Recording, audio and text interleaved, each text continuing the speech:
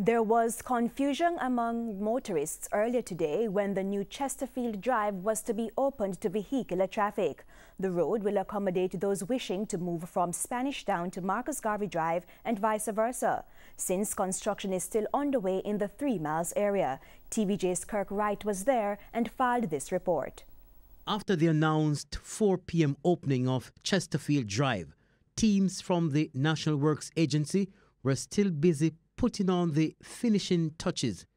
A handful of residents from Seaview Gardens turned out, believing there were going to be some kind of official ceremony to mark the occasion. But major inconvenience for motorists who believed the new road was opened to vehicular traffic. They were turned away by a workman who was manning the entrance of the roadway. For close to an hour, a number of motorists were turned away. That sparked frustration from both motorists and residents who argued that the workmen had only made the situation worse.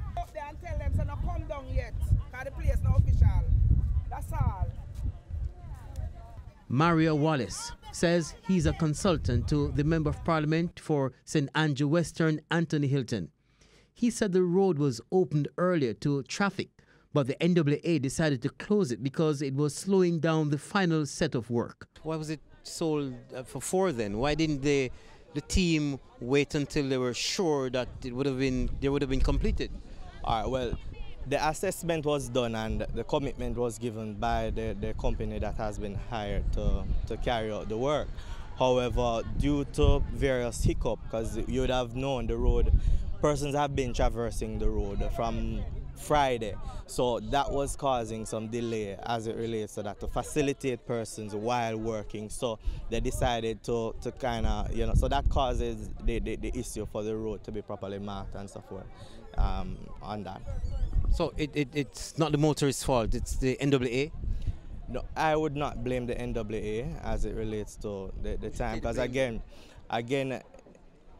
everybody, it's a collective thing. For the most part, the road is ready, but some loose dirt on sections of the roadway could spell trouble when it rains. It's a concern for Seaview Gardens residents who say they pointed it out to the Prime Minister when he visited over a week ago. Now, this particular drain takes water from one section of the new road to the other. The people here in Seaview Gardens say during the last downpour, this drain was flooded and water ended up on top of the road. At 5:30, when our news team was leaving the area, the road was still being worked on. Kirk Wright, TVJ News.